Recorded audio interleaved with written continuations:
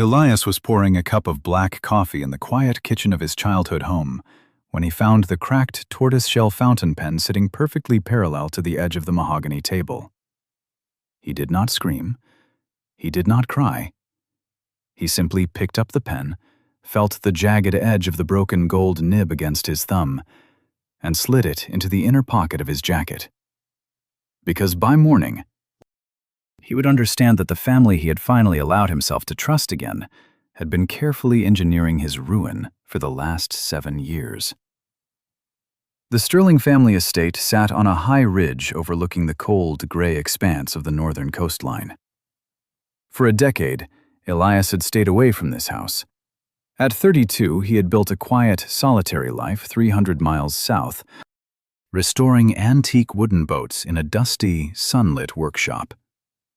He had learned the hard way in his early 20s that his family did not offer love without a contract attached. He had sworn never to entangle himself in their empire of commercial real estate and timber. But then his father's heart had given out on a Tuesday afternoon, and his older brother, Julian, had called him with a voice breaking with what sounded like genuine grief. Julian had asked him to come home. He had promised that things would be different now, that their father's passing was a mandate for them to finally act like brothers. Elias, possessing a rare and dangerous capacity to hope that people could change, had packed a single bag and driven north. He had believed the war was over. That was his first mistake. Elias had a habit he could not break.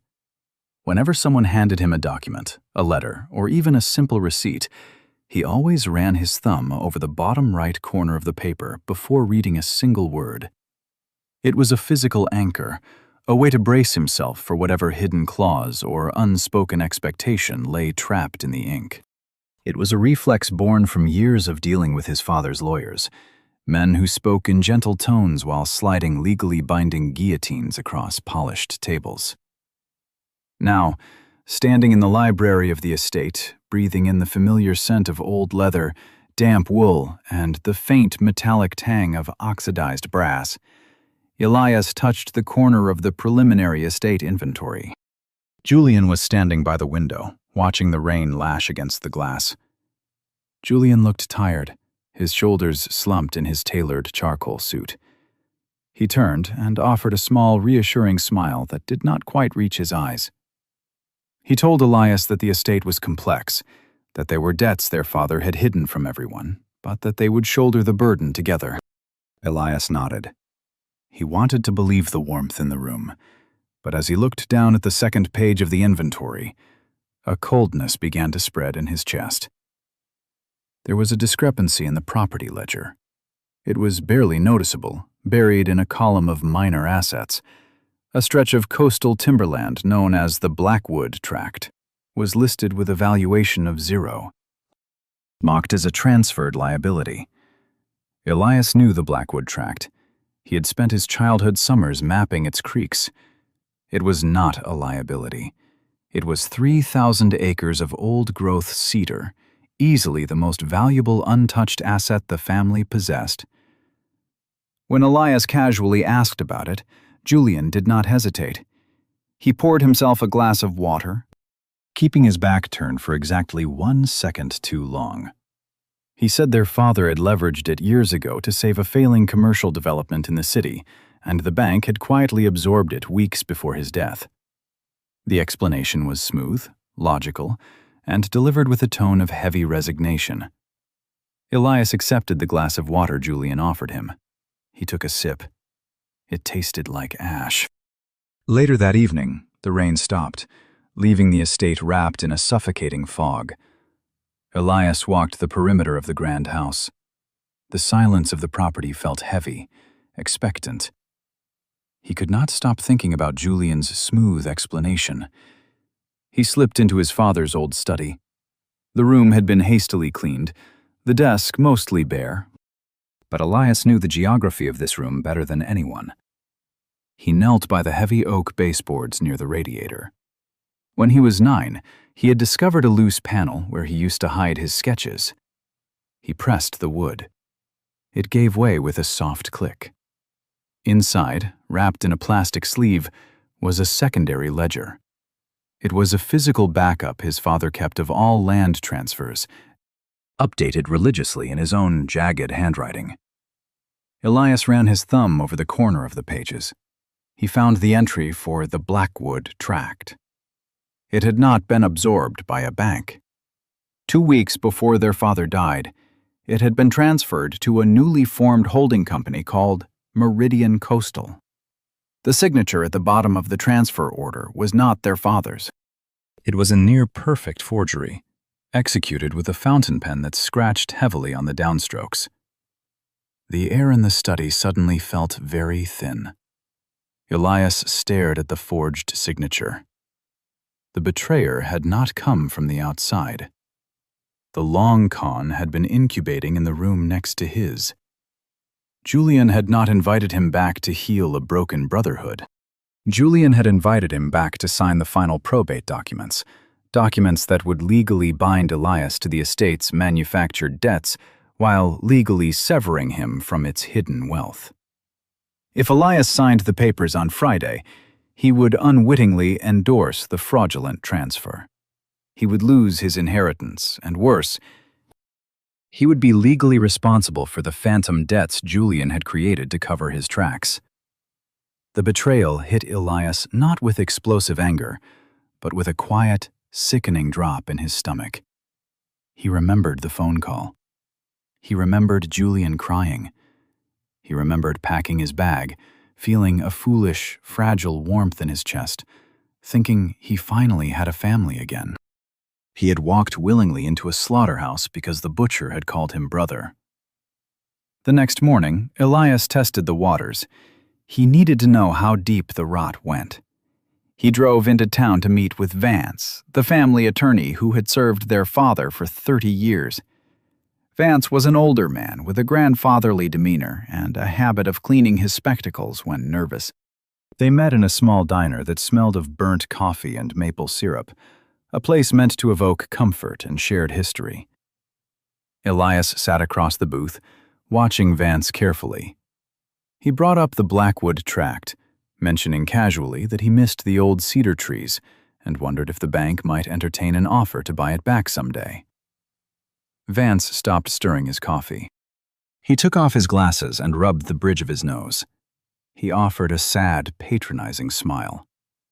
He told Elias it was best to let the past go, that the bank had already partitioned the land, and that investigating it would only bring up painful memories of their father's financial mistakes.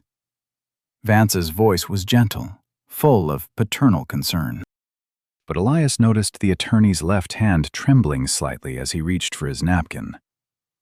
Vance knew. The man who had taught Elias how to tie a Windsor knot, the man who had read him stories when his father was too busy working, was the architect of the legal labyrinth that was about to trap him.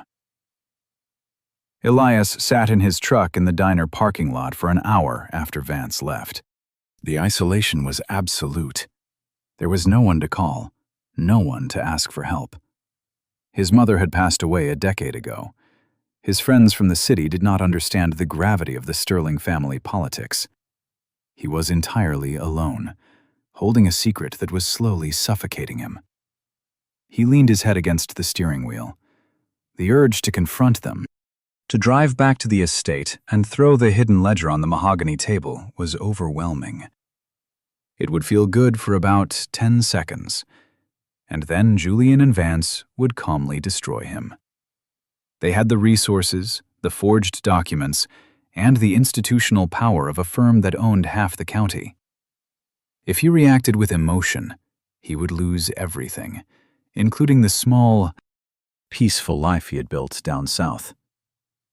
He pulled the cracked tortoiseshell pen from his pocket. The jagged gold nib glinted in the gray morning light. He realized now why it was broken. Someone had pressed too hard while practicing a signature that was not theirs. The pen was not just a mistake. It was an artifact of arrogance. They believed Elias was too soft, too damaged by his past to ever look beneath the surface. They believed his kindness was a symptom of blindness, Elias started the engine. He would not scream. He would not confront them. He would build a foundation beneath their foundation, and he would wait for them to pull the lever themselves. Over the next 48 hours, Elias became the perfect, grieving, compliant brother. He spent his evenings drinking scotch with Julian, reminiscing about their childhood, nodding sympathetically as Julian complained about the burden of the estate. Every time Julian lied, Elias offered him a warm smile. Every time Vance sent over a preliminary document riddled with legal traps, Elias thanked him for his hard work. And while the house slept, Elias worked. He did not need to hire outside investigators. He knew the architecture of his father's business better than Julian ever did. Julian was a man who understood optics and leverage, but Elias understood structures and load-bearing walls. Elias drove to the county archives, a dusty basement room where the digital age had not yet fully arrived. He pulled the incorporation records for Meridian Coastal.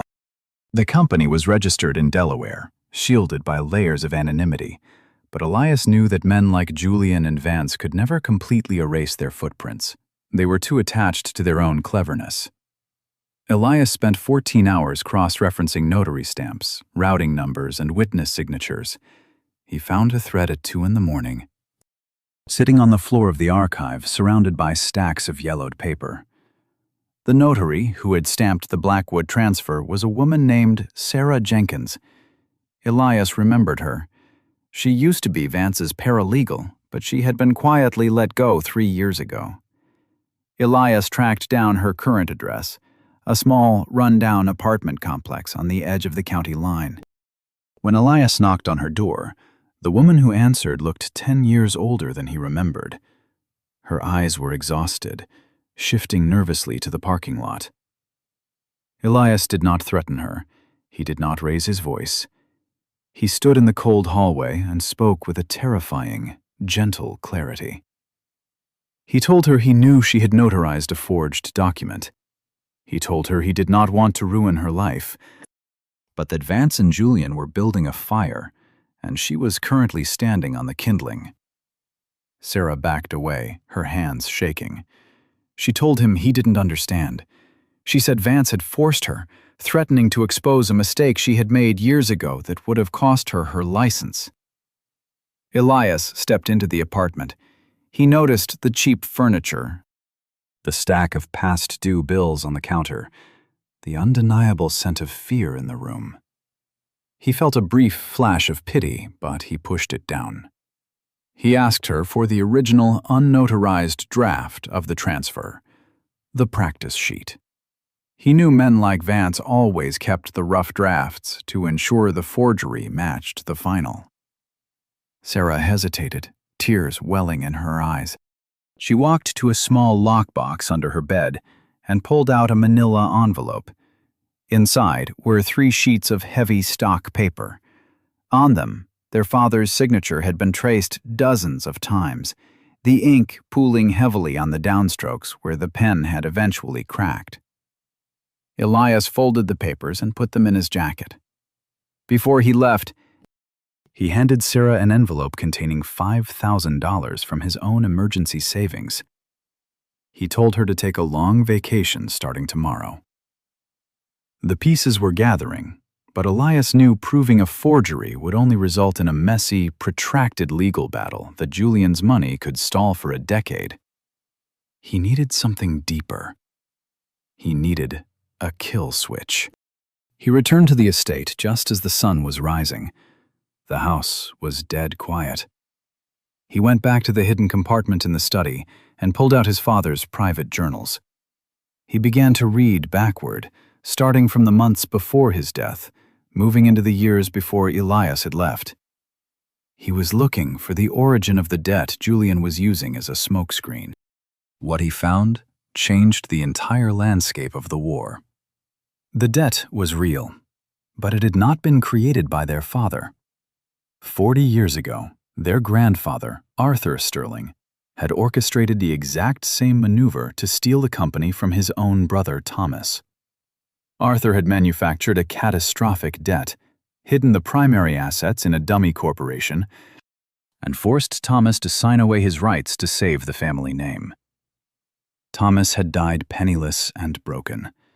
The journals revealed that their father had discovered this original sin only a few years ago. The guilt had consumed him. He had realized that the Sterling Empire was built on stolen ground.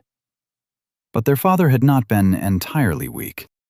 Knowing that the original fraudulent structure was still technically active deep in the corporate bylaws, their father had quietly rewritten the foundational trust document.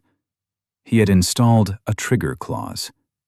If any heir attempted to illegally transfer the Blackwood tract, the entire Sterling estate would default into a holding trust controlled not by the family, but by the descendants of the wronged brother, Thomas. Julian didn't know. Vance didn't know. They had been so focused on executing the current theft that they had not bothered to read the ancient foundational charters. They were using a map that had been booby-trapped by the man they thought they had outsmarted.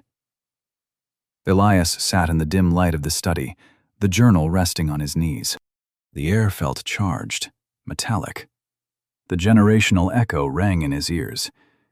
Julian was repeating the sins of the grandfather.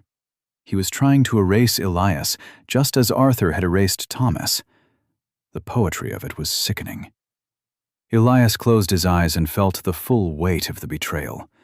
It was not just about money. It was about existence. Julian wanted to be the only son left standing in the light. A floorboard creaked in the hallway. Elias smoothly slid the journal back into the hidden compartment and closed the panel just as the study door swung open. Julian stood there holding a cup of coffee, looking at Elias with a mixture of curiosity and subtle suspicion. Julian asked him what he was doing up so early. Elias stood up, stretching his arms, offering a tired, convincing smile. He said he couldn't sleep, that he was just looking at the old books, feeling sentimental. Julian's posture relaxed. He walked into the room, clapping a hand on Elias's shoulder. The touch felt like ice burning through the fabric of Elias's shirt. Julian said tomorrow was the big day, the final signing with Vance. He said it would be tough, but that they would get through it together, as a family. Elias looked his brother in the eye, holding the gaze without flinching. He said he was looking forward to it. He said he wanted everything to be exactly as it was meant to be. Thursday passed in a blur of forced pleasantries. Elias packed his bag and put it in his truck. He wanted to be ready to leave the moment the ash settled. That evening, Julian insisted on a final dinner together.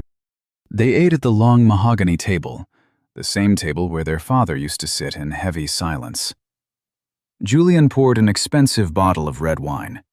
He raised his glass, offering a toast to new beginnings, to leaving the past behind, to the unbreakable bond of blood. Elias raised his glass.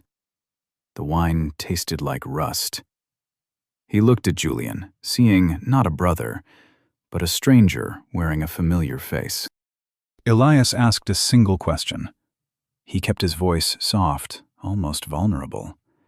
He asked Julian if their father had ever mentioned being proud of him. Julian stopped with his glass halfway to his mouth. The question caught him off guard. A flicker of genuine annoyance crossed his face before he masked it with a sympathetic smile. Julian said their father had a hard time showing emotion. But of course he was proud.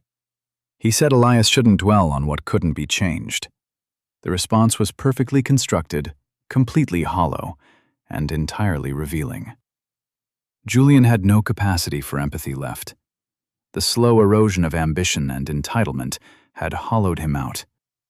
There was nothing left to save. Elias nodded, finishing his wine. The last shred of guilt he felt about what he was about to do vanished in the dark dining room.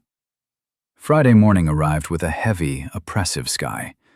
The boardroom at Vance's law firm was encased in glass, high above the city, insulated from the noise of the streets below. The room smelled of polished wood, expensive cologne, and the faint, sterile scent of ozone from the air purifier. Julian sat at the head of the table, looking confident and relaxed. Vance sat beside him, arranging thick stacks of legal documents with precise, nervous movements. Elias walked into the room wearing his father's old overcoat. He sat opposite Julian. He did not speak immediately. He let the silence stretch, watching the way Vance compulsively tapped his gold pen against the table. Vance cleared his throat, opening a leather-bound folder. He began his rehearsed speech, speaking in that gentle, dangerous tone. He talked about the unfortunate deaths, the tragic mismanagement of the final years, and the painful necessity of signing over the remaining liquid assets to cover the liabilities. He pushed a thick document across the table toward Elias. It was the final release. Once signed, Elias would be legally severed from the estate, while simultaneously accepting responsibility for half of the fabricated debt. Julian leaned forward, his hands folded on the table. He looked at Elias with perfect, manufactured sympathy. He told Elias he knew it was a bitter pill to swallow, but that it was the only way to save the family name. He promised that once the dust settled, he would help Elias out, maybe send some capital down to his workshop. It was the ultimate insult, wrapped in the guise of charity.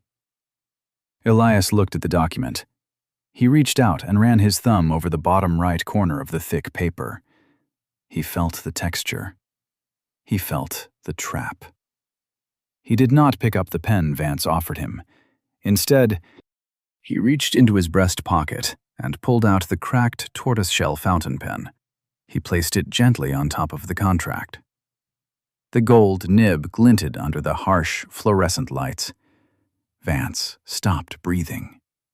His eyes locked onto the pen, the color draining from his face. The rhythmic tapping of his fingers ceased instantly. Julian frowned, not understanding the significance of the object. He asked Elias what he was doing, telling him to just sign the paper so they could all move on. Elias leaned back in his chair. The power in the room shifted instantly, violently, without a single voice being raised. Elias looked at Vance. He asked the attorney how long he had practiced his father's signature before he finally broke the nib. The silence that followed was absolute. It was the sound of a vacuum sealing. Julian's head snapped toward Vance. He saw the panic bleeding into the older man's eyes. Julian quickly tried to regain control, his voice sharp, authoritative. He told Elias he was talking nonsense, that grief was making him paranoid. Elias ignored him. He reached into his coat pocket and pulled out the manila envelope he had taken from Sarah Jenkins. He slid it across the table. It stopped perfectly in front of Julian. Elias told his brother to open it. Julian hesitated, his confident facade fracturing. He opened the envelope and pulled out the practice sheets. Dozens of jagged, heavy attempts at their father's signature stared back at him. Julian's breath hitched. He looked at Vance, a silent accusation passing between them. Elias watched them turn on each other. It was exactly as he had calculated. But this was only the first layer of the collapse. The personal cost had been paid. The systematic pressure had been reversed. Now, the true justice mechanism had to activate. Julian slammed his hands on the table, trying to pivot the narrative. He admitted nothing. He shifted to aggression. He told Elias that even if he could prove a forgery, he didn't have the money to fight it in court. Julian said he would bury Elias in litigation for 20 years, that he would bleed him dry until he lost his workshop, his home, and his sanity. It was the brutal, unvarnished truth of how men like Julian operated. Elias did not flinch. He let Julian finish his threat. When the echo of Julian's voice died in the glass room, Elias spoke. His voice was quiet, steady, and terrifyingly calm. He told Julian he wasn't going to sue him. He told Julian he wasn't going to fight the transfer of the Blackwood tract. In fact, he agreed with it.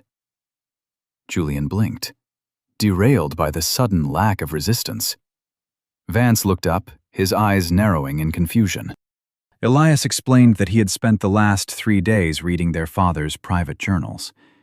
He mentioned the name Thomas Sterling. He watched as the blood completely vanished from Julian's face.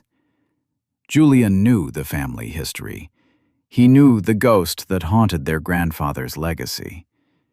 Elias methodically laid out the hidden architecture of the trust. He explained the trigger clause their father had installed. He explained that by legally formalizing the fraudulent transfer of the Blackwood tract through Meridian Coastal, Julian had not stolen the estate. He had detonated it. The paperwork sitting on the table, the documents Julian had spent months preparing, the forgery Vance had executed. They were not the instruments of Elias's ruin. They were the confession. By attempting to execute the illegal transfer, the trigger clause had already been activated. The entire Sterling estate, the buildings, the timber, the bank accounts, everything, was currently in the process of defaulting into the holding trust controlled by the descendants of Thomas Sterling. Julian was paralyzed. His mouth opened, but no sound came out. The empire he had sacrificed his own brother to control was already gone. He had locked himself in a vault and thrown away the key, only to realize the oxygen was being pumped out. Vance frantically began flipping through the foundational charters in his own briefcase, his hands shaking so violently he tore a page. He scanned the dense legal text, his eyes darting back and forth. After an agonizing minute, Vance dropped his hands. He looked at Julian, utterly defeated. He whispered that it was true. The clause was there, hidden behind 50 pages of archaic addendums. Irreversible. Elias stood up. He buttoned his coat. He looked at the 2 men sitting in the ruins of their own arrogance. He felt no triumph. There was no joy in watching a building collapse, even if the people inside deserved it. There was only a profound, exhausting emptiness.